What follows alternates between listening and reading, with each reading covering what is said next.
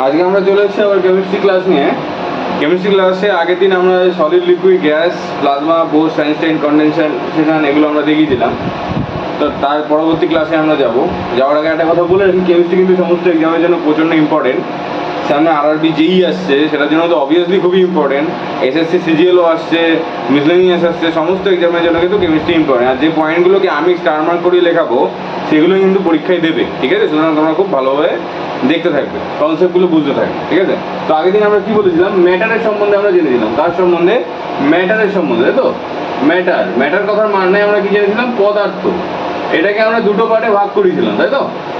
Physical condition আর chemical condition. কি কন্ডিশনে ভাগ করলাম? ফিজিক্যাল মানে ভৌতিক আধার, আর এটা হচ্ছে কেমিক্যাল, ঠিক আছে? তার মানে রাসায়নিক আধার।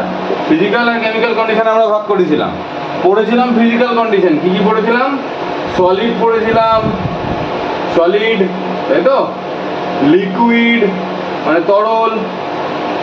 আচ্ছা, কি পড়েছিলাম? গ্যাস পড়েছিলাম, প্লাজমা পড়েছিলাম। হাতের লেখা একটু খারাপ, মুখে বলে দিচ্ছি, আর এই কথা আগ ক্লাসে হয়েও গেছে, অসুবিধা নেই। আর একটা হচ্ছে বোস আইনস্টাইন কনডেনসেট। 1 2 3 4 5 এই 5খানা সম্বন্ধে আমরা জেনে নিয়েছিলাম, ঠিক আছে? Solid liquid gas plasma Bose Einstein condensate. Physical আমাদের কমপ্লিট, ঠিক আছে? আজকে আমরা কেমিক্যাল দেখবো। কি দেখবো? কেমিক্যাল। তো কেমিক্যাল দেখার আগে আরেকটা জিনিস আমাকে একটু বলে নিতে হবে, এবং এটা তোমরা খুব ভালো করে নোট করে নেবে যে জিনিসটা আমি বলতে চলেছি। আর একটু পরে আমরা কেমিক্যাল নিয়ে পড়বো, ঠিক আছে? তো যে জিনিসটা বলছি সেটা দেখবে।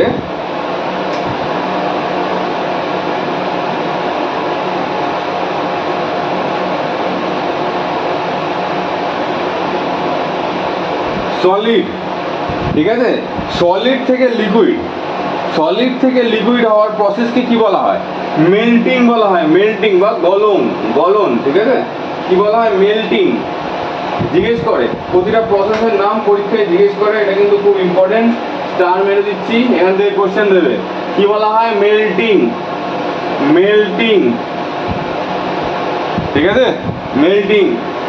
লিকুইড থেকে গ্যাস, লিকুইড থেকে গ্যাস এর প্রসেসকে কি বলে?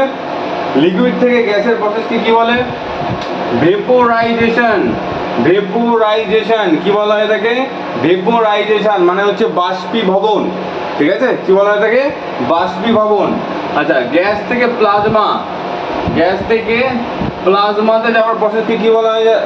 আয়োনাইজেশন। কি বলা হয় এটাকে? আয়োনাইজেশন বা আয়নীকরণ। আগের দিন বলেছিলাম, মনে আছে? গ্যাসকে প্রচণ্ড হাই টেম্পারেচারে হিট করলে আমরা প্লাজমা পাই, কারণ গ্যাসের তো অলরেডি শুকিয়ে গেছে, লিকুইড থেকে বাষ্পীভূত হয়ে তো গ্যাস হয়েছে।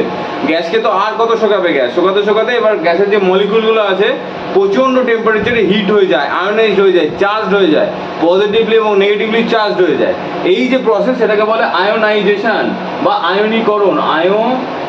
আয়োনাইজেশন, নাইজেশন বা আয়নীকরণ, ঠিক আছে? আয়নীকরণের ফলে আমরা কি পেয়ে যাই? প্লাজমা পেয়ে যাই। এবারে রিভার্সও প্রসেস আছে, ঠিক আছে? রিভার্সও প্রসেস আছে। কি রিভার্স প্রসেস আছে? প্লাজমা থেকে গ্যাস হওয়ার প্রসেসকে বলা হয় থাকে ডি আয়োনাইজেশন, ঠিক আছে? ডি আয়োনাইজেশন, ঠিক আছে? কি বলা হয় থাকে? Deionization. Deionization. যখন আমি গ্যাস থেকে, মানে ব্যাপারটা বোঝা যাচ্ছে? সলিড থেকে লিকুইড আমি কি করে করবো? গলিয়ে করবো। সাপোজ এখানে বরফ আছে, তো একে আমি হিট দিলাম, লিকুইড হয়ে যায়, ঠিক আছে? লিকুইড থেকে গ্যাস কি করে হয়? হিট দিলে কি হয়? গলে যায়। অর্থাৎ সলিড থেকে লিকুইড কি করে হচ্ছে? গললে হচ্ছে, তাই তো? আচ্ছা, লিকুইড থেকে গ্যাস কি করে হচ্ছে? বাষ্পীভূত হলে। তাহলে তাই জন্য এই প্রসেসকে বলে ভেপোরাইজেশন। যখনই বাষ্পীভূত হয়ে যাবে গ্যাস হয়ে যাবে। আচ্ছা, গ্যাস থেকে প্লাজমা কি করে হচ্ছে? আয়োনাইজেশনের ফলে, আয়নীকরণের মাধ্যমে প্রচণ্ড টেম্পারেচারে পার্টিকেলগুলো চার্জ হয়ে যাচ্ছে, একে বলে আয়োনাইজেশন, ঠিক আছে? এবার যে উল্টো প্রসেসগুলো, আবার প্লাজমা থেকে আমি গ্যাসে নিয়ে আসবো। কি করে আনবো? ডি আয়োনাইজেশন প্রসেসের মাধ্যমে। ডি আয়োনাইজেশন প্রসেসের মাধ্যমে। তোমরা বাংলায় লিখে নিতে পারো, অসুবিধা নেই। ডি আয়োনাইজেশন প্রসেসের মাধ্যমে।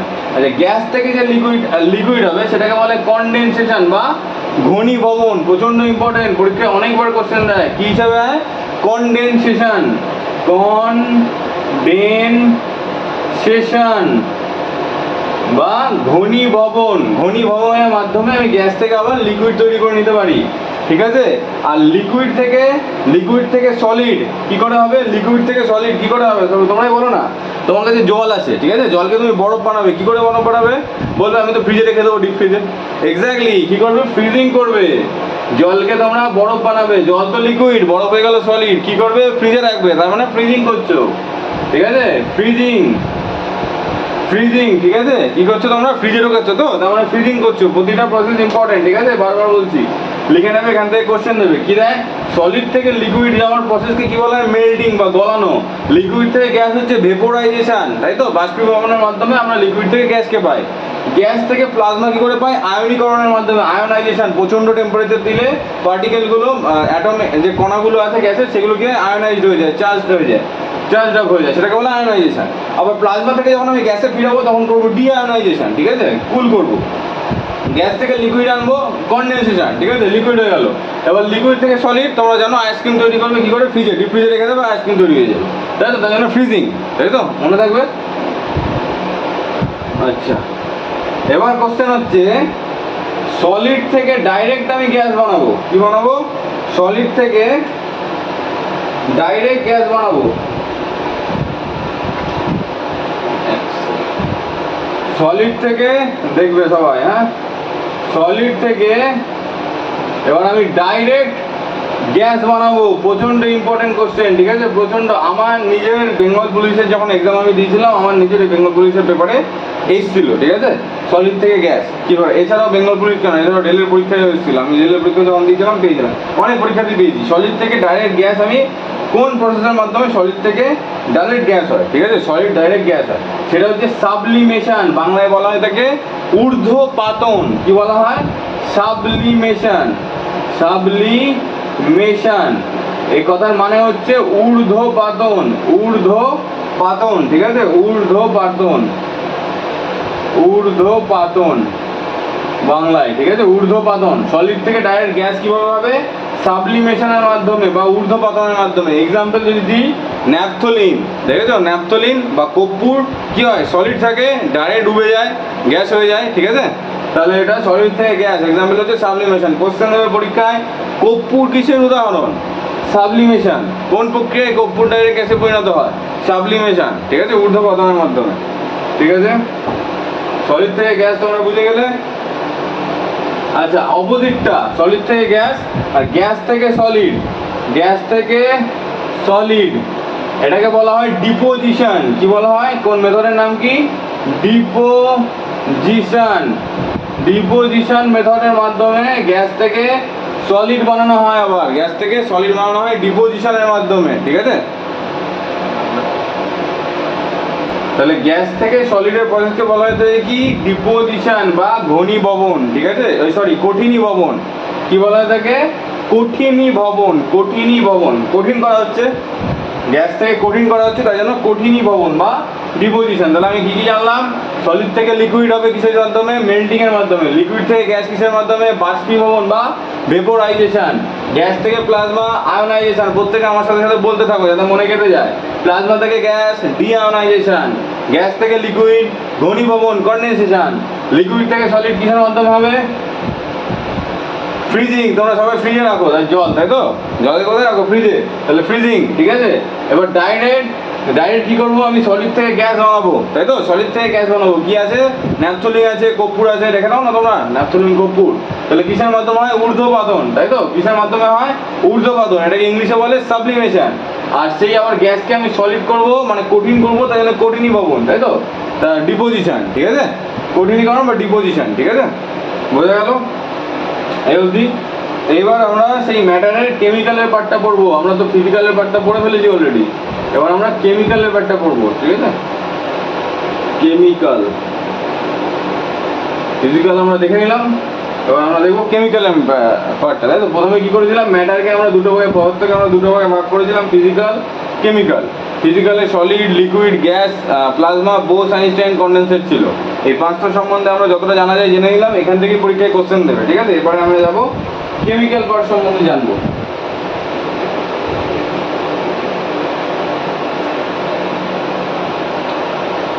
আচ্ছা, এবার আমি কি লিখবো, কেমিক্যাল।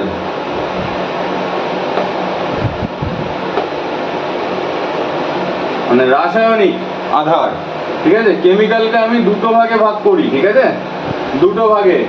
একটা ভাগের নাম দেবো আমি সাবস্ট্যান্স,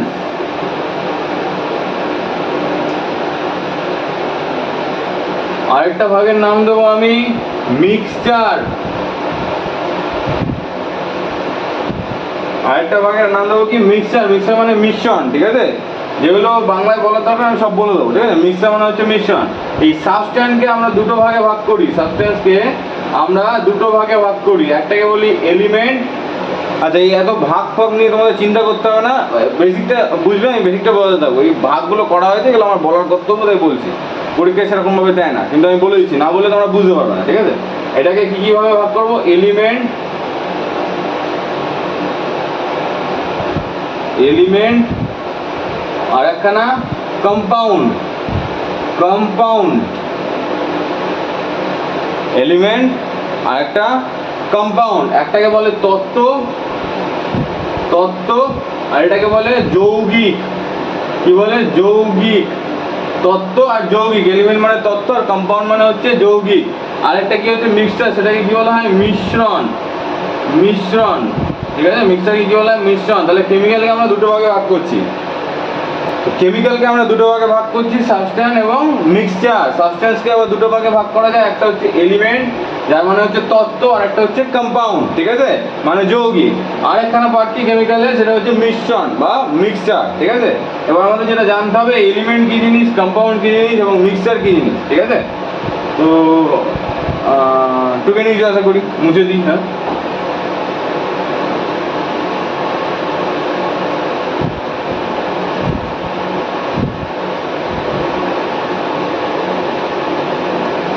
এলিমেন্টটাকে রেখে দিলাম খালি, ঠিক আছে। তো এবার আমরা দেখে নেবো এলিমেন্ট কি জিনিস, এলিমেন্ট বা তত্ত্ব কি জিনিস, ঠিক আছে। এলিমেন্ট বা তত্ত্ব অর্থাৎ একই ধরনের পরমাণু দিয়ে যেগুলি তৈরি হয় সেগুলোকে বলা হয় এলিমেন্ট। এর মানে কি? তার মধ্যে একই ধরনের পরমাণু থাকবে, ঠিক আছে। যেমন যদি আমরা সংসারের কেস দেখি, মানে সাংসারিক জীবন দেখি, মানুষদের দুটো ভাগে ভাগ করি, তাহলে দেখতে পাবে এক জায়গায় সাধু সন্ন্যাসীরা একা একা চলে যায় হিমালয়ে, ঠিক আছে। দেখতে পাবে না, সাধনা করতে চলে যায় সাধু সন্ন্যাসীরা, ঠিক আছে। তারা একা একাই যায়, সাধনা সবসময় একা একাই হয়, তাই জন্য তারা একা একা যায়। তো যারা একা একা যায় সাধনা করতে, তারা হয়ে গেল এলিমেন্ট বা তত্ত্ব, তারা একা থাকছে, ঠিক আছে। আর বাকিরা কি করি, ম্যাক্সিমাম লোক কি করে, সাংসারিক জীবনে চলে আসে, তাই তো। তারা বিয়ে বিয়ে টিয়ে করে, দিয়ে সাংসারিক জীবনে চলে আসে, সাংসারিক হয়ে যায়, গারস্থ জীবন পালন করে। তো তখন কি হয়, তারা একা থাকছে না, দুজন থাকছে, দুজন থেকে তিনজন হচ্ছে আস্তে আস্তে, ঠিক আছে। তো ওইটাকে বলা হয় কম্পাউন্ড, ঠিক আছে। অর্থাৎ কোনো জিনিস যদি একা এক্সিস্ট করে সেটাকে বলা হয় এলিমেন্ট। আমাদের সাধু সন্ন্যাসীদের মতো তারা একা একা গিয়ে বোধি লাভ করে, তো এটা হচ্ছে এলিমেন্ট। আর যারা এই সাংসারিক জীবনে ঢুকে যাচ্ছে, বিয়ে শাদী করছে, ঠিক আছে, তারা কি হয়ে গেল, কম্পাউন্ড। অর্থাৎ এলিমেন্ট মানে কি বা তত্ত্ব মানে কি, যে জিনিসটা ইউনিভার্সে একা একা এক্সিস্ট করবে, একা একা, ঠিক আছে, এককভাবে এক্সিস্ট করবে বা একা একা এক্সিস্ট করবে, সেটা হচ্ছে আমাদের এলিমেন্ট। আচ্ছা, তার মানে কি বলতে পারি, অক্সিজেন, কার্বন, নাইট্রোজেন, গোল্ড, সোনা, লোহা, ঠিক আছে, এইগুলো সবাই কিন্তু একাই এক্সিস্ট করে, সবাই একাই এক্সিস্ট করে, এদেরকে বলা হয় এলিমেন্ট। এটা একই ধরনের পরমাণু দিয়ে তৈরি হয়। অক্সিজেনে খালি মতো অক্সিজেনের পরমাণু থাকছে, ঠিক আছে। অক্সিজেনিক কার্বনে খালি মতো কার্বনেরই পরমাণু থাকছে, ঠিক আছে। কিন্তু অক্সিজেন কখনোই দুটো অক্সিজেন না মিললে, ডবল বন্ড না তৈরি করলে অক্সিজেন তৈরি হয় না, সেটা আলাদা বিষয়। কিন্তু অক্সিজেন একই ধরনের পরমাণু দিয়ে, একটাও মানে একই ধরনের পরমাণু, ঠিক আছে। তাহলে হচ্ছে এটা একই ধরনের পরমাণু দিয়ে তৈরি হচ্ছে যেগুলো, সেগুলোকে বলা হয় তত্ত্ব। অর্থাৎ এরা একা একা এক্সিস্ট করে, এদেরকে বলা হয় তত্ত্ব। যেমন অক্সিজেন, কার্বন, নাইট্রোজেন, গোল্ড, ঠিক আছে, লোহা, এগুলো সবাই একা একা থাকছে। এইবার দুই বা ততোধিক, এটা এলিমেন্ট, এলিমেন্ট তোমরা বুঝে গেলে। এবার বলবো কম্পাউন্ড, চট করে, কম্পাউন্ড। এবার দুই বা ততোধিক, আচ্ছা এখানে হাইড্রোজেনও আছে, ঠিক আছে, এটা হচ্ছে ইয়ের মধ্যে, এলিমেন্টের মধ্যে, তত্ত্বের মধ্যে। আচ্ছা, কম্পাউন্ড, দুই বা ততোধিক এলিমেন্ট, দুই বা ততোধিক এলিমেন্ট যদি একসাথে মিশে যায়, সেই ক্ষেত্রে তারা একটা কম্পাউন্ড তৈরি করে। তাহলে যৌগিক তৈরি হয়ে যাচ্ছে, কম্পাউন্ড মানে যৌগিক। তাহলে আমরা কি কি জানলাম, এলিমেন্ট জানলাম, তত্ত্ব কি নেই, যারা একা একা এক্সিস্ট করছে তারা তত্ত্ব, ঠিক আছে। আর যারা দুজন বা দুই বা ততোধিক এলিমেন্ট তত্ত্ব একসাথে মিলে যাচ্ছে, তখন তারা তৈরি করছে কম্পাউন্ড। যেমন এখানে অক্সিজেন একা এক্সিস্ট করছে, এটা একটা এলিমেন্ট বা তত্ত্ব। হাইড্রোজেন একা এক্সিস্ট করছে, এটা একটা এলিমেন্ট বা তত্ত্ব। এবার যদি এরা দুজন একসাথে মিলে যায়, তাহলে কি হয়ে যাচ্ছে, এটা জল তৈরি করে ফেলে দিচ্ছে, H2O, জল তৈরি করছে, ঠিক আছে? জল মানে ডাই হাইড্রোজেন অক্সাইড, জল তৈরি করে ফেলছে, ঠিক আছে? এই কার্বন একটা আলাদা কি এলিমেন্ট, অক্সিজেন একটা আলাদা এলিমেন্ট, এরা দুজন যদি একসাথে মিশে যায় এরা কার্বন ডাই অক্সাইড তৈরি করছে, CO2, ঠিক আছে? কার্বন ডাই অক্সাইড তৈরি করছে, এরা হয়ে গেল কম্পাউন্ড। কম্পাউন্ডের ক্ষেত্রে দুই বা ততোধিক বস্তু বা তত্ত্ব একসাথে মিলিত হয়ে একটি যৌগিক তৈরি করে, এটাই হচ্ছে কম্পাউন্ড, আর কিছু না। যেমন যদি আমি বলি H2SO4, H2SO4, ঠিক আছে? H2SO4 এটা কি? এটা একটা কম্পাউন্ড, এটা একটা কম্পাউন্ড, কিন্তু এর মধ্যে HSO এরা প্রত্যেকটা একখানা কি এলিমেন্ট বা তত্ত্ব, অর্থাৎ এইগুলো এলিমেন্ট মিলে একটা কম্পাউন্ডকে তৈরি করলো, একসাথে এসে তারা একটা কম্পাউন্ড তৈরি করলো, ঠিক আছে? তাহলে বোঝা গেল এলিমেন্ট কি আর কম্পাউন্ড কি। এলিমেন্ট তত্ত্ব যারা একা একা এক্সিস্ট করছে, আমাদের সাধু সন্ন্যাসীদের মতো যারা একা একা গিয়ে বদি লাভ করছে, তাদেরকে আমরা এলিমেন্ট বলতে পারি। যারা সাংসারিক জীবনে আছে বা দুই বা ততোধিক এলিমেন্ট একসাথে মিলে যাচ্ছে তাকে বলে থাকি কম্পাউন্ড। আমি ওটা এক্সাম্পল দিলাম, ঠিক আছে? ওটাকে আমাকে অন্যভাবে নিও না, এক্সাম্পল দিলাম আমি, ঠিক আছে? আচ্ছা, বোঝানোর জন্য। আচ্ছা, কম্পাউন্ড কি যৌগিক, ঠিক আছে? বোঝা গেল এলিমেন্টের কম্পাউন্ড, বোঝা গেল? তাহলে এখান থেকে বুঝতে কি পাচ্ছি আমরা, কম্পাউন্ড তৈরি হতে গেলে আমার এলিমেন্ট আবশ্যিক। আচ্ছা, কম্পাউন্ডকে আবার আমরা দুটি ভাগে ভাগ করে থাকি, কম্পাউন্ডকে আমরা দুটি ভাগে ভাগ করে থাকি, ঠিক আছে? কি বলি, একটাকে কার্বনিক আর একটাকে বলি অকার্বনিক, ঠিক আছে? একটাকে বলা হয় কার্বনিক আর একটাকে বলা হয় অকার্বনিক। কিছু পার্ট লিখতে হবে না, আমি জাস্ট মুখে বলে দিচ্ছি, তোমরা দেখে নাও, ঠিক আছে? একটাকে বলা হয় কার্বনিক, কেমিস্ট্রি খুব ইজি, ঠিক আছে? নামগুলোকে কঠিন করে রেখে দেওয়া হয়েছে, আর কিছু না, আমরা খুব সহজভাবে পড়বো। একটাকে বলা হয় কার্বনিক আর একটাকে কি বলা হয় অকার্বনিক, অকার্বনিক, ঠিক আছে? কার্বনিক মানে কি? যার মধ্যে কার্বন থাকবে সেটাই কার্বনিক, যার মধ্যে কার্বন থাকবে সেটাই কার্বনিক, আর যার মধ্যে কার্বন থাকবে না সেটা অকার্বনিক, ঠিক আছে? যার মধ্যে কার্বন থাকছে সেটা কার্বনিক, যার মধ্যে কার্বন থাকছে না সেটা অকার্বনিক, সিম্পল জিনিস। যদি আমি এখানে এক্সাম্পল নিই CO2, ঠিক আছে? CO2 তে কার্বন আছে, এক্স্যাক্টলি কার্বন আছে, C একটা কার্বন, তাহলে এটা কি হয়ে গেল, কার্বনিক যৌগ। বলে দিতে পারবে, যে কোনো এক্সাম্পল লিখ বলে দিতে পারবে। তোমাকে বললাম H2SO4, কি বললাম এক্সাম্পল, H2SO4, কার্বন দেখতে পাচ্ছ এর মধ্যে কোথাও? কার্বন আছে, এখানে হাইড্রোজেন আছে, সালফার আছে, অক্সিজেন আছে, কার্বন আছে কোথাও? নেই, অকার্বনিক, ঠিক আছে? এটা কি হয়ে গেল, অকার্বনিক, এটা অকার্বনিক হয়ে গেল, ঠিক আছে? আচ্ছা, CO কার্বন মনোক্সাইড, কার্বন দেখতে পাচ্ছ এখানে? হ্যাঁ, C হচ্ছে কার্বন, কার্বন আছে, তার মানে এটা কি হলো, কার্বনিক, ঠিক আছে? আচ্ছা, NaCl সোডিয়াম ক্লোরাইড, কার্বন দেখতে পাচ্ছ এখানে? আচ্ছা, এই Cl এর C কিন্তু ক্লোরাইড, এটা ঠিক আছে, ক্লোরিনকে ডিনোট করছে, ঠিক আছে? এটা কিন্তু কার্বন না, ঠিক আছে? এটা Cl, এটা কার্বন না কিন্তু, মাইন্ডেড। সুতরাং এটা এখানে আমি কার্বন দেখতে পাচ্ছি না, তাই জন্য এটা হয়ে গেল অকার্বনিক, ঠিক আছে? এটা হয়ে গেল অকার্বনিক। অর্থাৎ যে ফর্মুলাতে আমরা কার্বনকে দেখতে পারবো সেটাই হচ্ছে আমার কার্বনিক, আর যে ফর্মুলাতে আমি কার্বন পাবো না সেটাই হচ্ছে অকার্বনিক, ঠিক আছে? আর একটা জিনিস জেনে রাখবে, কম্পাউন্ড এমন একটা জিনিস যার সবসময় ফর্মুলা তৈরি করা যায়, অর্থাৎ যার ফর্মুলা তৈরি করা যাবে সেটাই কিন্তু কম্পাউন্ড। মিশ্রণের ক্ষেত্রে ফর্মুলা তৈরি করা যাবে না, মিশ্রণে আমি পড়ে আসছি, ঠিক আছে? ফর্মুলা তৈরি করা যাবে, কম্পাউন্ডের সবসময় কি হবে, ফর্মুলা তৈরি হবে, সেটাই হচ্ছে কম্পাউন্ড। যদি কারো কোনো জিনিস এমন আছে যেটা দুই বা ততোধিক জিনিস নিয়ে তৈরি, কিন্তু তার ফর্মুলা তৈরি করা যাচ্ছে না, সেটা কম্পাউন্ডের মধ্যে পড়বে না, সেটা মিশ্রণে পড়ে যাবে, ঠিক আছে? সেটা আমি বলছি পরে। তার মানে কম্পাউন্ড কি জিনিস, যার ফর্মুলা বানানো যায়, ফর্মুলা বানানো যায়। এই যে তুমি সুন্দরভাবে ফর্মুলা বানিয়ে ফেললে NaCl, এই যে H2SO4, ঠিক আছে? HCl, ঠিক আছে? তুমি ফর্মুলা বানাচ্ছ, সবই কম্পাউন্ডের মধ্যে বলছে। এবার HCl বলো, HCl তো আমি কি পাচ্ছি না, কার্বন পাচ্ছি না, তার মানে এটা হয়ে গেল অকার্বনিক, বুঝে গেল? তাহলে কার্বনিক আর অকার্বনিক নিয়ে কারোর কোনো ডাউট নেই। আর এটাও বুঝে গেলো তোমরা, কম্পাউন্ড কাকে বলে, যার মধ্যে ফর্মুলা তৈরি করা যায় তাকে বলা হয়ে থাকে কম্পাউন্ড, ঠিক আছে? তাকে কি বলা হয়ে থাকে, কম্পাউন্ড। কম্পাউন্ড সম্বন্ধে আমরা জেনে গেলাম, কার্বনিক কাকে বলে, অকার্বনিক কাকে বলে, যার মধ্যে কার্বন আছে কার্বনিক, না থাকলে অকার্বনিক, ঠিক আছে? এরপরে আমরা এলিমেন্টের সম্বন্ধে আরেকটু দেখে নেবো, এলিমেন্টের সম্বন্ধে আরেকটু দেখে নেবো, বেশি কিছু দেখবো না, এলিমেন্ট বা তত্ত্ব সম্বন্ধে আরেকটু ভাগে দেখে নেবো। তত্ত্বকে আবার তিনটি ভাগে ভাগ করা যায়, ঠিক আছে? তত্ত্বকে আবার এত ভাগ তোমাদের মনে রাখতে হবে না, এগুলো আমরা পরে ডিটেলসে পড়বো, ঠিক আছে? বলছি আমি, তত্ত্বকে আমরা তিনটি ভাগে ভাগ করি এবং তার সম্বন্ধে আমরা ডিটেলসে পড়ি। এখন আমরা একটু হালকা হালকা জেনে নিই তিনটি ভাগ কি। একটাকে বলা হয় ধাতু, ধাতু মানে মেটাল, ঠিক আছে। একটাকে বলা হয় অধাতু, কি বলা হয়?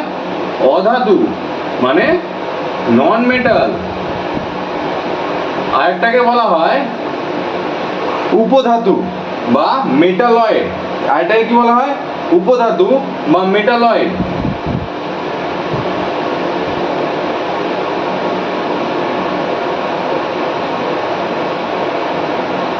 বোঝা গেল?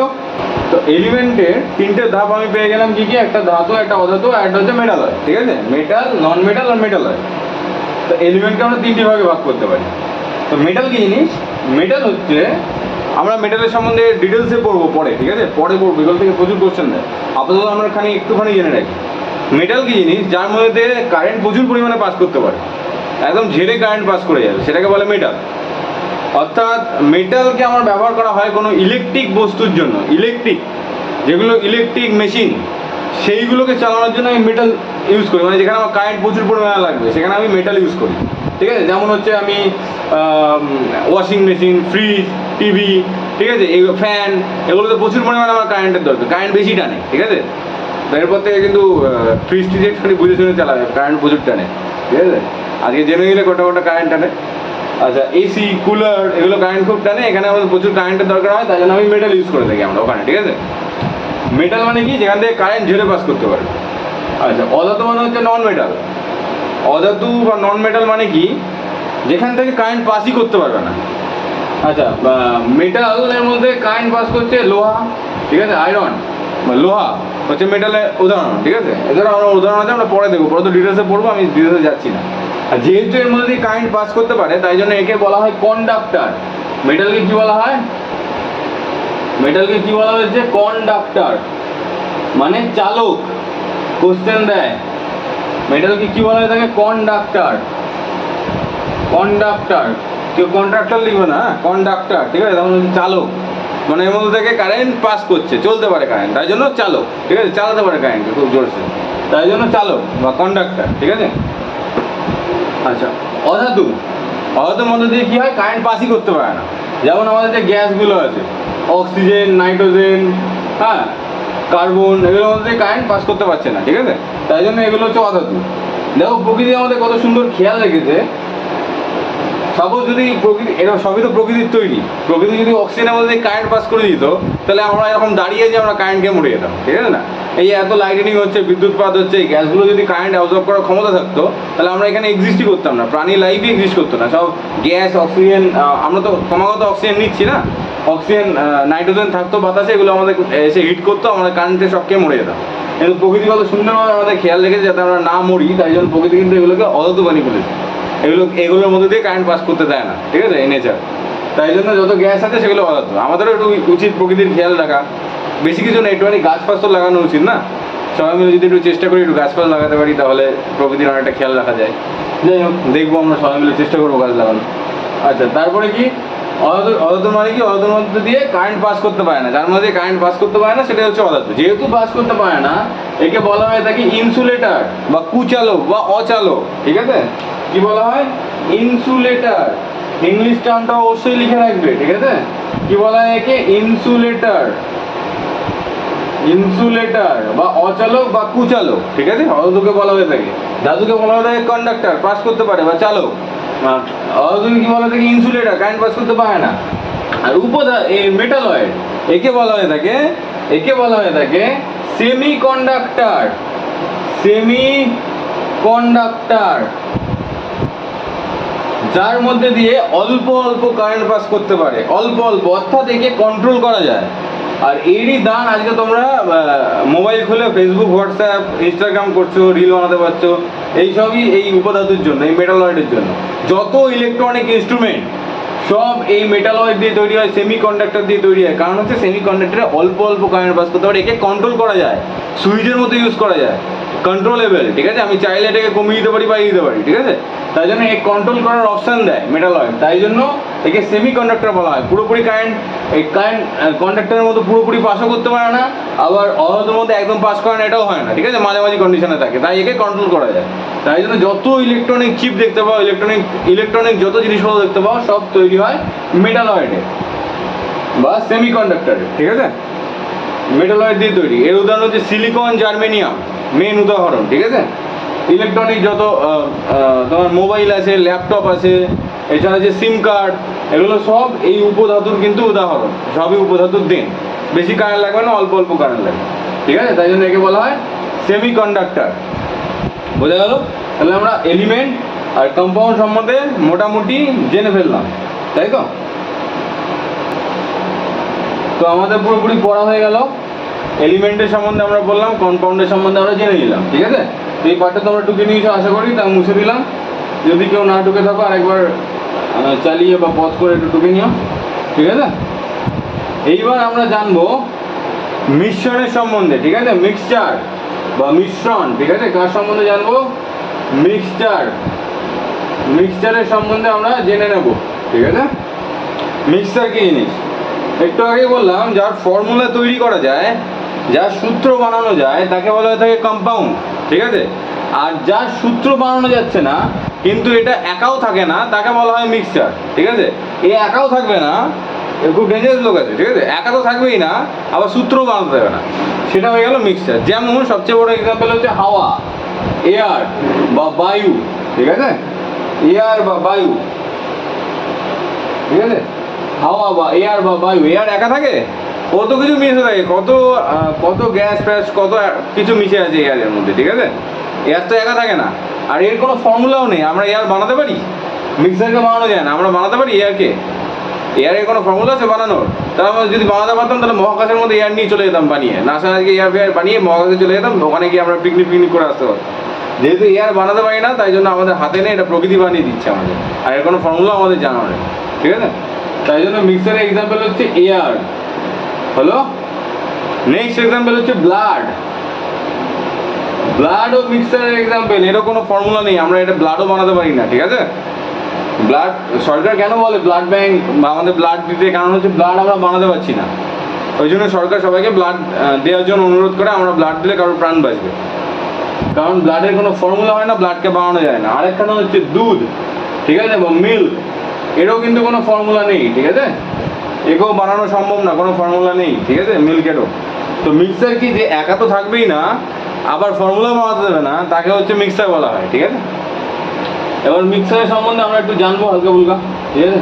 মিক্সার থেকে কোশ্চেন দেয়, ইম্পর্টেন্ট পার্টগুলো জানবো। আমাদের মোটো কিন্তু কেমিস্ট্রিতে পিএইচডি করার না, আমাদের এক্সাম ক্লিয়ার করার, ঠিক আছে, সেরকমভাবে আমরা এগোবো, ঠিক আছে। তো মিক্সারের সম্বন্ধে জানবো। মিক্সারকে দুটো ভাগে ভাগ করা যায়, একটাকে বলে সমাং মিশ্রণ, একটাকে বলে বিষমাং মিশ্রণ, অর্থাৎ হোমোজিনিয়াস আর একটা হচ্ছে হেটারোজিনিয়াস। হোমোজিনিয়াস আর একটা হচ্ছে হেটারোজিনিয়াস, এটাকে বলা হয় সমাং মিশ্রণ, এটাকে বলা হয় বিষমাং মিশ্রণ, ঠিক আছে। হোমোজিনিয়াস মানে কি, যে মিশ্রণে দুটি মিশ্রণ খুব ভালোভাবে গুলে যাবে, সেটাকে বলা হয় সমান মিশ্রণ বা হোমোজিনিয়াস মিশ্রণ। খুব ভালোভাবে গুলে যাওয়ার অর্থ, সাপোজ আমি জলের মধ্যে অর্থাৎ আমি জলের মধ্যে যদি চিনি মেশাই বা নুন মেশাই এবং ভালোভাবে গুলিয়ে দিই। আচ্ছা, একটা জিনিস মনে রাখা দরকার, জাস্ট বলছি, মনে রাখবে, জল অর্থাৎ যার মধ্যে আমি মিশাবো সেটা হচ্ছে আমার সলভেন্ট, আর যাকে মিশাবো অর্থাৎ জলে এখানে নুনকে মিশালাম সেটা হয়ে গেল সলিউট, ঠিক আছে, দ্রব্য এবং দাবক এর কনসেপ্ট। যার মধ্যে মিশাচ্ছি সেটা হচ্ছে সলভেন্ট, যাকে মিশাচ্ছি সেটা হচ্ছে সলিউট। এত নাম মনে রাখার দরকার নেই, কনসেপ্ট মনে রাখলেই হবে, ঠিক আছে, এমনি নাম মনে পড়ে যাবে। তো ব্যাপারটা হচ্ছে জলের মধ্যে যদি আমি নুন দিই বা চিনিকে মিশাই, ধরো আমি নুন দিলাম, মানে ওয়াটার আর সল্ট সলিউশন দিলাম, এটা হচ্ছে জল, এর মধ্যে আমি সল্ট নিয়ে নিলাম, সল্ট বা নুন, এর মধ্যে আমি নুন দিলাম, ঠিক আছে, দিয়ে ভালোভাবে ঘুরলাম, ঠিক আছে, খুব ভালোভাবে ঘুরলাম। তো যে মিশ্রণটা আমি পাবো, সেই মিশ্রণ থেকে যদি 1 চামচ আমি জল বার করে নিই, এখন আর জল বলবো না, 1 চামচ সলিউশন বার করে নিই, 1 চামচ যদি তোমার বন্ধু আর একটা সলিউশন বার করো না, তো তোমাকে আর তোমার বন্ধু দুজনকে 2টো চামচ দিয়ে দেওয়া হলো। তুমি 1 চামচ সলিউশন বার করলে, তোমার বন্ধু 1 চামচ সলিউশন বার করলো। দুটোতেই এই দুটো চামচেই তোমার চামচ আর তোমার বন্ধুর চামচ, দুটো চামচেই যে পরিমাণ সলিউশন উঠবে সেখানে জল এবং নুনের পরিমাণ সমান থাকবে, জল এবং নুনের পরিমাণ সমান থাকবে। অর্থাৎ হোমোজিনিয়াস মিক্সচারের ক্ষেত্রে ইউনিফর্ম মিক্সচার হয়, অর্থাৎ মিক্সচারের প্রতিটা জায়গায় সমান পরিমাণের মিক্সচার পাওয়া যায়, সমান পরিমাণ। অর্থাৎ তুমি যেখান থেকে এই মিক্সচারটাকে তুলে আনো না কেন, যে জায়গাটাই দেবো না কেন, সেইখানে সব জায়গায় জল আর নুনের পরিমাণ সমান থাকতে হবে, বা সেই সলিউট এবং সলভেন্টের পরিমাণ ইকুয়াল থাকবে। অর্থাৎ প্রতিটা মলিকুল খুব ভালোভাবে কানেক্টেড হয়ে মিশে যায়, একে আলাদা করা যায় না, ঠিক আছে? তাই জন্য এটাকে বলা হয় হোমোজিনিয়াস মিক্সচার, ঠিক আছে? আচ্ছা, এরপরে আসি হেটেরোজিনিয়াস মিক্সচার। হেটেরোজিনিয়াস মিক্সচারে কি, এই ক্ষেত্রে দুটি মিশ্রণকে তো আমি মিশালাম, কিন্তু এরা ভালোভাবে মিশলো না।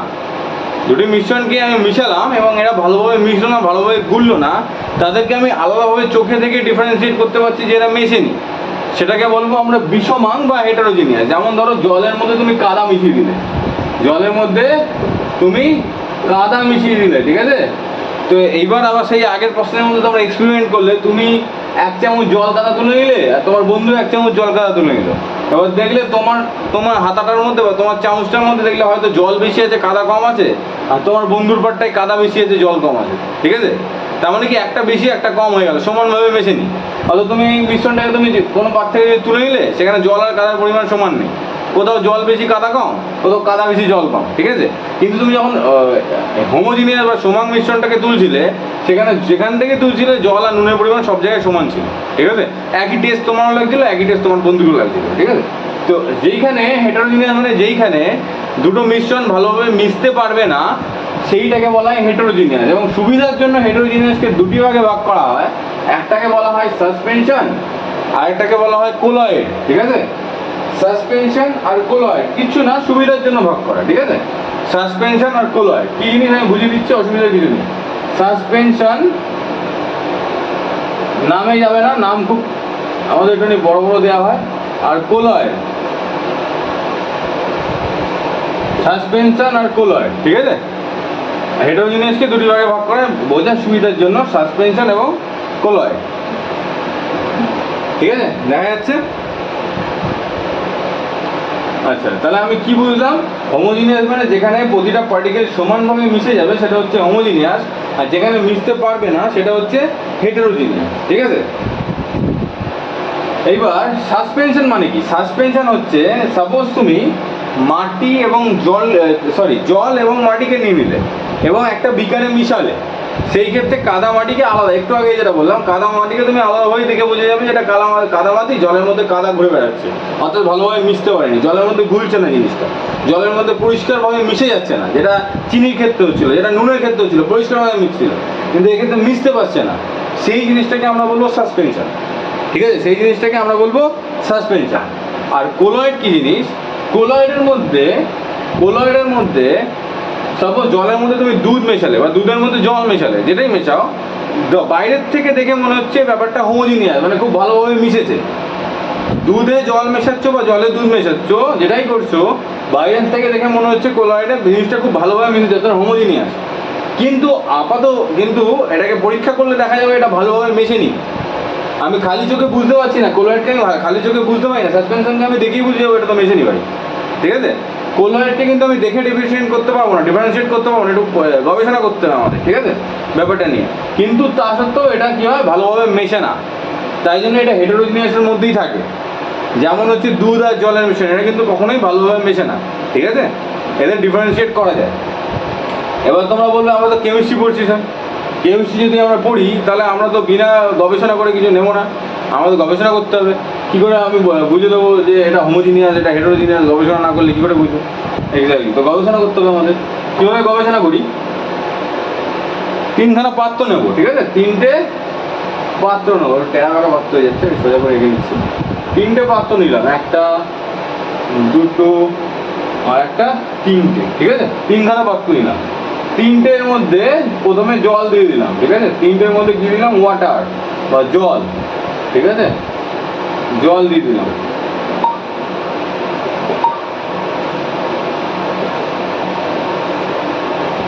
তিনটের মধ্যে জল দিয়ে দিলাম, ঠিক আছে?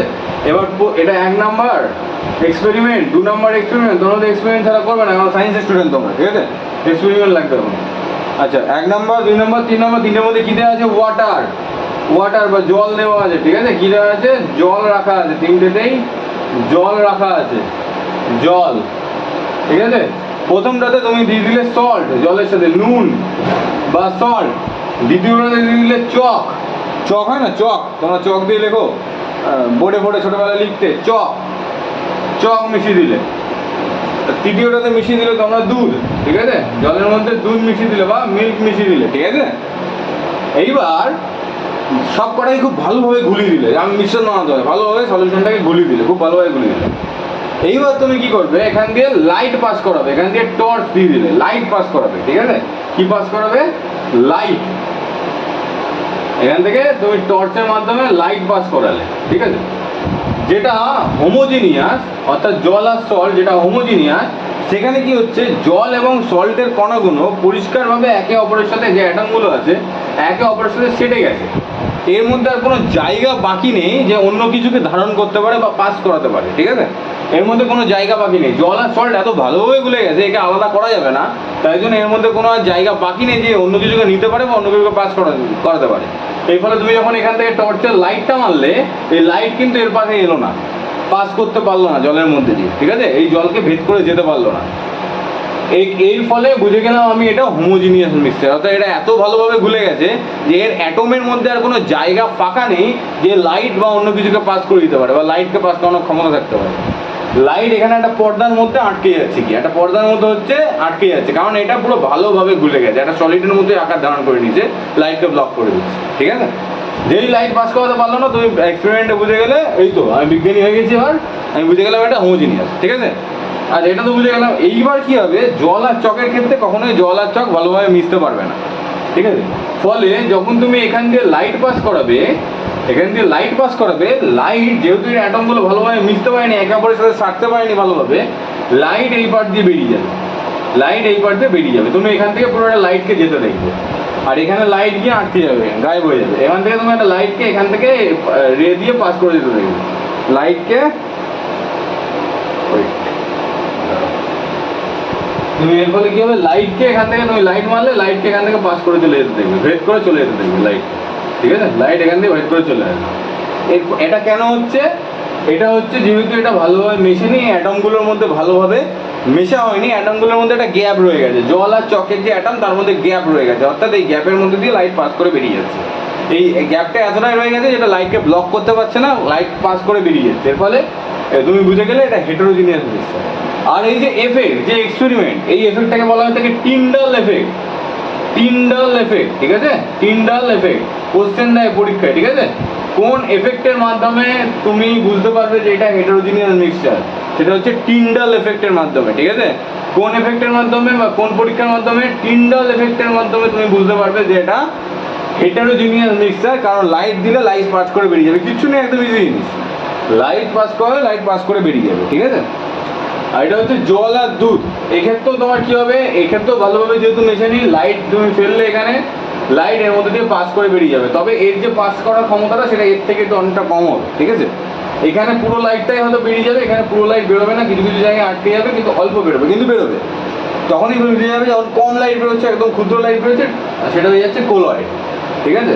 তার মানে এটা কার এক্সাম্পল হয়ে গেল? হোমোজিনিয়াস মানে হচ্ছে সমাং, এটা হয়ে গেল বিষমাং বা হেটেরোজিনিয়াস, হ্যাঁ। আর এটা হয়ে গেল কোলয়েড, ঠিক আছে? হেটেরোজিনিয়াসের মধ্যে এটাকে বলা থাকে সাসপেনশন। হেটেরোজিনিয়াসকে আমরা দুটো ভাগে ভাগ করছি, এটা হচ্ছে সাসপেনশন মানে বিষমাং, সাসপেনশনের একটা মানে হচ্ছে বিষমাং, যার মধ্যে পুরো লাইট পাস করে যেতে পারে, ঠিক আছে? সেটা হচ্ছে বিষমাং। আর কোলয়েড যার মধ্যে অল্প অল্প লাইট পাস করতে পারে, ঠিক আছে? তো বোঝা গেল হেটেরোজিনিয়াসকে এই দুটো ভাগে আমরা ভাগ করলাম, ঠিক আছে? এই দুটো ভাগে এটা হচ্ছে হোমোজিনিয়াস, ঠিক আছে? তাহলে হোমোজিনিয়াস মানে কি? জল আর সল্ট, মানে গল্পটা কিছু টিন্ডাল এফেক্ট দেখা যাবে না হোমোজিনিয়াসে, আর হেটেরোজিনিয়াসে দুটোতেই টিন্ডাল এফেক্ট দেখা যায়, ঠিক আছে? বুঝে গেল? তোমরা টুকে নিয়েছো এই টিন্ডাল এফেক্টটা, এগুলো সব পুরো বুঝে নিয়েছো আশা করি। তো তোমরা একটুখানি দেখে মানে পজ করে নেবে, আমি একটু মুছে দিলাম, আমি পরের জিনিসগুলো পড়াবো, ঠিক আছে? পরের জিনিসটা আমি বোঝাবো, তার জন্য এটা মুছে দিলাম। এরপরে যে জিনিসটা তোমরা দেখতে হবে পার্টিকেল সাইজ, এখান থেকে ডাইরেক্টলি কোশ্চেন দেয়, ঠিক আছে? অর্থাৎ সলিউশন বা ট্রু সলিউশনের ক্ষেত্রে বা হোমোজিনিয়াসের ক্ষেত্রে পার্টিকেলের সাইজ কতটা থাকে, ঠিক আছে? কোলয়েডের ক্ষেত্রে কত থাকে আর সাসপেনশনের ক্ষেত্রে কত থাকে। তো ট্রু সলিউশন যে ক্ষেত্রে ভালোভাবে দুটো জিনিস মিশে যাবে সেই ক্ষেত্রে পার্টিকেলের সাইজ থাকে 10⁻⁷ সেন্টিমিটার, ঠিক আছে? কত থাকে 10⁻⁷ সেন্টিমিটার। এবং এখানে কি টিন্ডাল এফেক্ট দেখা যায়? টিন্ডাল এফেক্ট কি এখানে দেখা যায়? এখানে টিন্ডাল এফেক্ট দেখা যায় না, নো, এখানে লাইট পাস করতে পারে না। যদি লাইট পাস করে চলে যায় সেটাকে বলে টিন্ডাল এফেক্ট। তো এখানে টিন্ডাল এফেক্ট দেখা যায় না, ঠিক আছে? এরপরে কি হচ্ছে, কোলয়েডের ক্ষেত্রে সাইজ থাকে 10⁻⁷ সেন্টিমিটার থেকে 10⁻⁵ সেন্টিমিটারের মধ্যে। অর্থাৎ কোলয়েড সবসময় হোমোজিনিয়াস আর সাসপেনশনের মাঝামাঝি কন্ডিশনে থাকবে। হোমোজিনিয়াসের মতো অত ছোট পার্টিকেলের সাইজ হবে না, সাসপেনশনের মতো অত বড় পার্টিকেলের সাইজ হবে না। অর্থাৎ সাসপেনশন আর ট্রু সলিউশন বা হোমোজিনিয়াসের মাঝখানে থাকবে কোলয়েড। কোলয়েড এই দুটো বস্তুর মাঝখানে কোলয়েড থাকে, ঠিক আছে? তো কোলয়েডের এক্সাম্পল হচ্ছে জল এবং দুধের এক্সাম্পল, যেটা বলেছিলাম। আর এখানে কি টিন্ডাল এফেক্ট হতে পারে? এক্ষেত্রে আমরা অ্যান্সার লিখি রেয়ার, রেয়ার। অর্থাৎ হতেও পারে নাও হতে পারে, ঠিক আছে? হতেও পারে নাও হতে পারে। হলে খুব কম লাইট মানে দেখতে পাবে খালি চোখে, অথবা তুমি ইনভিজিবল কন্ডিশনে দেখতে পাবে না খুব একটা বেশি। হতেও পারে নাও হতে পারে, ঠিক আছে? এটা তবে ম্যাক্সিমাম ক্ষেত্রে অল্প লাইট বেরোতে দেখা যায়। এটা হচ্ছে কোলয়েড সলিউশন, ঠিক আছে? আর যদি পার্টিকেলের সাইজ 10⁻⁵ সেন্টিমিটারেরও বেশি হয়ে যায়, 10⁻⁵ সেন্টিমিটারের বেশি হয়ে যায়, সেই ক্ষেত্রে সেটা সলিউশনটা হয়ে যায় সাসপেনশনে, ঠিক আছে? এই ক্ষেত্রে টিন্ডাল এফেক্ট দেখতে পাওয়া যায়, এক্ষেত্রে টিন্ডাল এফেক্ট হয়, এক্ষেত্রে আলো পাস করে যায় পুরোপুরি, যতটা আলো ছাড়াই আমরা পুরোটাই পাস করে চলে যায়। সুতরাং টিন্ডাল এফেক্ট এক্ষেত্রে দেখা যায় সাসপেনশনে। জিজ্ঞেস করে কিসের টিন্ডাল এফেক্ট দেখতে পাওয়া যায়? Option A true solution, option B colloid, option C হচ্ছে suspension, option D none of the above. তো টিন্ডাল এফেক্ট দেখা যায় অলওয়েজ সাসপেনশনে, ঠিক আছে? কোথায় দেখা যায়? সাসপেনশনে। টিন্ডাল এফেক্ট আমি বুঝিয়ে দিয়েছি কি টিন্ডাল এফেক্ট মানে, আলো লাইট ফেললে লাইট পুরোপুরি পাস করে বেরিয়ে যাবে, ঠিক আছে? সলিউশনটাকে পুরোপুরি পাস করে বেরিয়ে যাবে, সেটা হচ্ছে টিন্ডাল এফেক্ট। কোশ্চেন দেয়, প্রচুরবার কোশ্চেন এসছে টিন্ডাল এফেক্ট কার মধ্যে দেখতে পাওয়া যায়? ট্রু সলিউশনে, কোলয়েডে না সাসপেনশনে? সাসপেনশনে দেখতে পাওয়া যায়, ঠিক আছে? কোলয়েডে রেয়ার, কোলয়েডও হয় টিন্ডাল এফেক্ট, ঠিক আছে? অপশনে যদি সাসপেনশন না থাকে কোলয়েডও আমরা মেরে আসতে পারি, ঠিক আছে? কোলয়েডও টিন্ডাল এফেক্ট হয়, কিন্তু সাসপেনশনের মধ্যে এত সুন্দর টিন্ডাল এফেক্ট দেখতে পাওয়া যায় না, ঠিক আছে? কোলয়েডও হয় কিন্তু এত সুন্দর না সাসপেনশনের মধ্যে, ঠিক আছে? তো অবধি বুঝতে পারলাম আমরা, ঠিক আছে?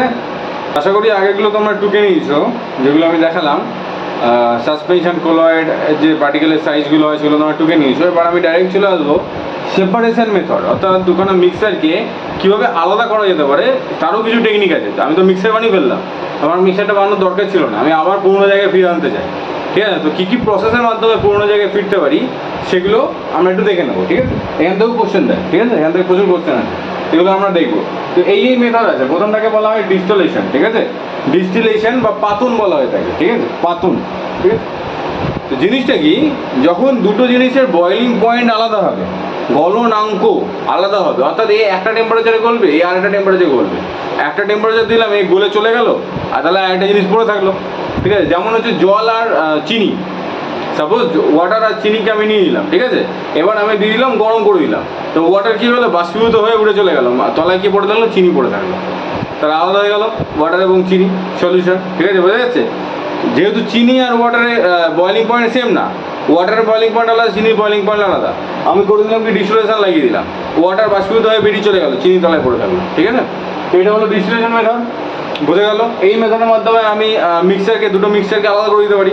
এরপরে হচ্ছে ক্রোমাটোগ্রাফি, এটা একটু বোঝার আছে ক্রোমাটোগ্রাফি, ঠিক আছে? ক্রোমাটোগ্রাফি কি জিনিস? এক্ষেত্রে আমি কালারকে আলাদা করবো। ধরো একটা কাগজের মধ্যে, সাপোজ একটা কাগজের মধ্যে 3-4 রকমের কালার পড়ে গেছে, ঠিক আছে? একটা কাগজ আছে যার মধ্যে 3-4 রকমের কালার পড়ে গেছে। এবার তুমি চাইছো না কালারগুলোকে আমি আলাদা আলাদা করে ডিটারমাইন করবো যে কোন কোন কালার আছে এর মধ্যে, ঠিক আছে? তো তার জন্য কি করতে হবে, একটা পাত্রে জল নিতে হবে, ঠিক আছে? একটা পাত্রে জল নিতে হবে। এবার কাগজটাকে জলের মধ্যে ডোবাতে হবে, ঠিক এমনভাবে ডোবাতে হবে যদি এই জায়গায় কালি লেগে থাকে, এই কালির জায়গাটা যেন জলের মধ্যে না লাগে, ঠিক আছে? কালির জায়গাটা যেন জলের মধ্যে না লাগে, অর্থাৎ একটা কোণা যাতে জলের মধ্যে লেগে থাকে কাগজটা। এবার জলের একটা প্রবলেম কি আছে, জল এমন একটা জিনিস যেটাকে আমরা এখনো পর্যন্ত পুরোপুরি বুঝে উঠতে পারিনি। জলের একটা অ্যাকশন হয় যেটাকে বলে ক্যাপিলারি অ্যাকশন। কি বলে ক্যাপিলারি অ্যাকশন? যে অ্যাকশনের জন্য জল গ্র্যাভিটির এগেনস্টে, গ্র্যাভিটি মানে কি আমাদের যে মাধ্যাকর্ষণ শক্তি, গ্র্যাভিটির এগেনস্টে জল ওপরের দিকে উঠতে থাকে। মাধ্যাকর্ষণ শক্তি কি সবাইকে নিচের দিকে টানে? কিন্তু জল ক্যাপিলারি অ্যাকশনের জন্য মাধ্যাকর্ষণ শক্তির এগেনস্টে পৃথিবীর মাধ্যাকর্ষণ শক্তির বিপরীতে ওপর দিকে চলতে থাকে, ঠিক আছে? যার ফলে যদি নিউটনের মাথায় আপেল না পড়ে, নিউটন ভেবেছিল কি আপেলে যদি ওপর দিকে কেন উঠে গেল না, ঠিক আছে? নিউটন যদি জল নিয়ে আবিষ্কার করতো তাহলে হয়তো এত কিছু আমাদের করতে হতো না, ঠিক আছে? তো কি হয়েছে ব্যাপারটা, জল ক্যাপিলারি অ্যাকশনের জন্য খানিকটা ওপর দিকে উঠতে থাকে, ঠিক আছে? তো এটাকে বলে ক্যাপিলারি অ্যাকশন, মাধ্যাকর্ষণ শক্তির এগেনস্টে উঠতে থাকে। তো জল এখান দিয়ে যেমন তোমরা দেখবে চায়ের মধ্যে যখন তোমরা বিস্কুট খাও, বিস্কুটটাকে একটু চুবিয়ে রাখো, দেখবে বিস্কুটটা খানিকটা ওপর অব্দি উঠে গেল, ঠিক আছে? চাটা বা জলটা বা তোমরা যাই খাও, দুধ খাও, বিস্কুটটা একটু ওপরটা একটু ভিজিয়ে দিল, কারণ কি ক্যাপিলারি অ্যাকশনের জন্য ওই দুধটা ওপর এগিয়ে গেল, ঠিক আছে? তো ব্যাপারটা হচ্ছে ক্যাপিলারি অ্যাকশনের জন্য এই জায়গাটা ভিজতে থাকে, ভিজতে জল কি হয়, এইখানে যখন চলে আসবে তখন এই কালারগুলোকে আলাদা করে দেবে, ঠিক আছে? জল যখন এখানে চলে আসবে তখন এই কালারগুলোকে ডিফারেন্সিয়েট করে দেবে, আলাদা করে দেবে, বোঝা গেল? এর ফলে কী হয়ে যাবে, এই ক্রোমাটোগ্রাফির মাধ্যমে আমি প্রতিটা কালারকে চিনতে পারবো। অর্থাৎ এক্ষেত্রে জল গুরুত্বপূর্ণ ভূমিকা পালন করছে, এবং জলের মধ্যে যে অ্যাকশন দেখা যায় এটাকে জিজ্ঞেস করে এটাকে কী অ্যাকশন বলা হয়, ক্যাপিলারি অ্যাকশন বলা হয়। ক্যাপিলারি অ্যাকশন মানে হচ্ছে গ্র্যাভিটির এগেনস্টে জল উপর দিকে উঠতে থাকে, গ্র্যাভিটির এগেনস্টে যেতে থাকে জল, কাজ করতে থাকে, ঠিক আছে? তো যখন সূক্ষ্ম কোনো নালী পায় জল, সূক্ষ্ম কোনো নালী, খুব ছোটো একটা কোনো নালী পায়, যেমন যদি বিস্কুট চোবা, ঠিক আছে, সূক্ষ্ম নালী থাকে, নালী পায়, তাহলে জল গ্র্যাভিটির এগেনস্টে ওপর দিকে চলতে থাকে, এটা হচ্ছে ক্যাপিলারি অ্যাকশনের জন্য হয়। তো সেই মাধ্যমে আমরা ক্রোমাটোগ্রাফির মাধ্যমে এটাকে আলাদা করতে পারি, কোনো মিশ্রণকে আমরা আলাদা করতে পারি। এবার হচ্ছে সাবলিমেশন, মানে হচ্ছে একটু আগে বললাম ঊর্ধ্বপাতন, ডাইরেক্ট সলিডকে গ্যাসে পরিণত করা, ন্যাপথালিন বা কর্পূর, ঠিক আছে? ন্যাপথালিন বা কর্পূরের মধ্যে তুমি কিছু ফেলে রেখেছো বা কিছু মিশে গেছে, ঠিক আছে? সেটাকে কী করবে, ঊর্ধ্বপাতনের মাধ্যমে বার করবে, রেখে দিলে গলে গেল, ভেতরে যে জিনিসটা যে পড়ে থাকলো, ঠিক আছে? সেটা হচ্ছে সাবলিমেশন বা ঊর্ধ্বপাতনের মাধ্যমে কঠিনের মধ্যে যদি কোনো কিছু মিলে থাকে সেটা বাষ্পীভূত করে দিয়ে, ঊর্ধ্বপাতন করে দিয়ে সেই জিনিসটাকে আমরা বার করতে পারি, এটা হচ্ছে সাবলিমেশন মতো। আচ্ছা, এরপরে হচ্ছে সেডিমেন্টেশন অ্যান্ড ডিসলিউশন। এটা কিছু না, এটা বাংলা মানে হচ্ছে ডেনসিটি বা ঘনত্বর কথা বলা হচ্ছে। মানে দেখবে জলের ওপরে তেল ভেসে থাকে, ঠিক আছে? অর্থাৎ জল আর তেলকে তুমি আলাদা কী করে করবে, জল আর তেলকে কী করে আলাদা করবে, তেলের যেহেতু ঘনত্ব জলের তুলনায় কম, তাহলে তাই জন্য কী থাকে, তেল জলের উপরে ভেসে থাকে। এবার যেহেতু তেল ওপরে ভেসতে হলে তুমি কোনো কাপড়ের মাধ্যমে তেলটাকে আলাদা করে কেচে নিতে পারো, ঠিক আছে? বা তেলটাকে আলাদা করে তুমি অ্যাবজর্ব করে নিতে পারো, ঠিক আছে? বা কোনো বস্তু যার ডেনসিটি বেশি জলের তুলনায়, সে জলের ওপরে ভেসে না থেকে নিচে পড়ে যাবে, তাই তো, জলের তলায় পড়ে যাবে, তখন আমি সেটাকে আলাদাভাবে বের করে নিতে পারবো।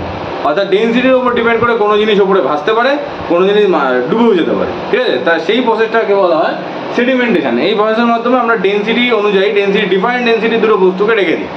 এবার যদি ডুবে যায়, ডুবে গেল, যেটা তুলে বার করে ফেললাম, ভেসে থাকলো, ওপর থেকে উঠিয়ে নিলাম, কোনো ব্যাপার না, ঠিক আছে? এবার হচ্ছে ফিল্টারেশন, মানে হচ্ছে ছাঁকনি, ছাঁকনি। এই যে চা তৈরি করার সময় দেখো যে চা তৈরি করার সময় দেখো তোমরা চা পাতা খেয়েছো কোনো দিন? কেন খেতে পাওনি? ছাঁকনির মাধ্যমে ছাঁকা হয় চা পাতাকে, তাই তো? চায়ের যে পাতাগুলোকে আছে ছাঁকনির মাধ্যমে ছেঁকে ফেলা হয়, ফলে তোমার প্রিয় যে চাটা, এটা তো একটা মিশ্রণ, চা পাতা তো ছিল যখন তৈরি করছিলাম চা, ঠিক আছে? তো এবার যখন আমি চা ঢালছি তখন চায়ের ছাঁকনি যেটা আছে ওর মধ্যে দিয়ে ঢালছি, ফলে চায়ের পাতাগুলো ছাঁকনিতে আটকে গেল, চাটা তরলটা পড়ে গেল, ফলে তুমি যখন চা খাও চায়ের পাতা পাও না তার মধ্যে, তাই তো? তা এরকম হচ্ছে ফিল্টারেশন। কোনো বস্তু যেটাকে ছাঁকা যায়, যার পার্টিকেলের সাইজ বড়, সেই জিনিসটাকে আমি ফিল্টারের মধ্যে দিয়ে পাস করিয়ে দেবো। ফিল্টারের মধ্যে দিয়ে পাস করানোর ফলে কী হবে, ওই জিনিসটা আটকে যাবে আর তরল জিনিসটা পড়ে যাবে, ঠিক আছে? ফলে আমরা ফিল্টারেশনের মাধ্যমেও বার করতে পারি, মিক্সচারকে আলাদা করতে পারি, ঠিক আছে? আরেকখানে মেথড হচ্ছে সেন্ট্রিফিউজ মানে হচ্ছে এক্ষেত্রেও ঘনত্ব আলাদা হয়, ঠিক আছে? ডেনসিটি বা ঘনত্বকে এখানে ডিফারেন্সিয়েট করা যায়। মানে হচ্ছে কোনো বস্তুকে ধরে আমি যদি জোরে ঘুরাই, ঠিক আছে, রাউন্ডভাবে ঘোরাচ্ছি, খুব জোরে ঘোরাচ্ছি, ঠিক আছে, তাহলে যে বেশি ঘনত্বের যে বস্তুটা আছে ধরো সেটা ছিটকে বাইরের দিকে চলে যাবে, তার ভরের জন্য সে ছিটকে বাইরের দিকে যাবে। কম ঘনত্বের বস্তুটা মাঝখানে থাকবে, যে বেশি ঘনত্বের বস্তু ছিটকে বেরিয়ে গেল, আর কম ঘনত্বের বস্তুটা বাইরের দিকে থাকবে, মাঝখানের দিকে থাকবে, ঠিক আছে? ফলে কী হবে, বাইরের থেকে আমি বেশি ঘনত্বের বস্তুটাকে তুলে ফেলে দিতে পারবো, আর কম ঘনত্বের বস্তুটাকে মাঝখান থেকে নিতে পারবো। আর যেটা আমার নেওয়ার দরকার, যদি আমার বেশি ঘনত্বের নিতে হয় তো বেশি ঘনত্বের থেকে নেবো, কম ঘনত্বের নিতে হয় তো কম ঘনত্বের নেবো। অর্থাৎ কী হবে, এক্ষেত্রে রোটেশন করতে হবে, জোরে ঘোরাতে হবে। জোরে ঘোরালে কী হবে, যেটা হচ্ছে বেশি ঘনত্বের বস্তু সেটা দূরের দিকে চলে যাবে, ঠিক আছে, সার্কামফারেন্সের দিকে চলে যাবে, বা দূরবর্তী কন্ডিশনে চলে যাবে, বা ধারে ধারে চলে যাবে। আর যেটা কম ঘনত্ব সেটা মাঝখানে থেকে যাবে, বোঝা গেল? এই প্রসেসগুলোর মাধ্যমে আমরা দেখতে পাই। আর পরবর্তীকালে সেন্ট্রিফিউজ বা সেন্ট্রিপিটাল ফোর্স, সেগুলো সম্বন্ধে ফিজিক্সে ভালো করে তোমাদের বুঝিয়ে দেওয়া হবে, এটা খুব ইম্পর্ট্যান্ট একটা জিনিস। তো এই প্রসেসগুলোর মাধ্যমে আমরা কিন্তু আলাদা করতে পারি, ঠিক আছে? কাকে আলাদা করতে পারি? যে কোনো মিক্সারকে আলাদা করতে পারি। আজকের ক্লাসটা খুবই গুরুত্বপূর্ণ ছিল, তোমরা সবাই কিন্তু নোট করে নেবে, ঠিক আছে, ভালোভাবে। আর যদি কোনো বুঝতে ডাউট হয় আমাকে অবশ্যই কমেন্ট করবে, আমি তোমাদের সবসময় রিপ্লাই দেবো, ঠিক আছে? আর এর পরবর্তীতে আমরা ডাইরেক্ট পরমাণু স্ট্রাকচারের মধ্যে ঢুকতে শুরু করে দেবো, ঠিক আছে? পরমাণু স্ট্রাকচারের মধ্যে ঢুকতে শুরু করে দেবো, বা আরও ডিপে আমরা ঢুকবো আস্তে আস্তে। তার জন্য বেসিকগুলোকে জানার দরকার ছিল, আরও বেসিক আমি জানাবো, কোনো অসুবিধার কিছু নেই। দেখতে থাকো ভিডিওটি, আশা করি ভালো লেগেছে। যদি কোনো বুঝতে ডাউট হয় অবশ্যই কমেন্ট করবে, আমি রিপ্লাই করবো। দেখতে থাকো ভিডিও, ধন্যবাদ।